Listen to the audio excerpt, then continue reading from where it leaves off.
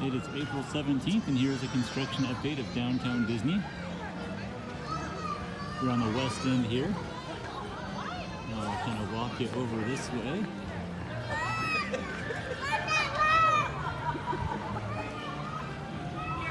Let's take a picture. Okay.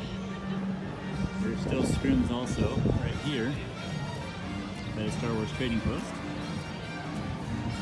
Over here you can see this is starting to go pretty vertical pretty fast.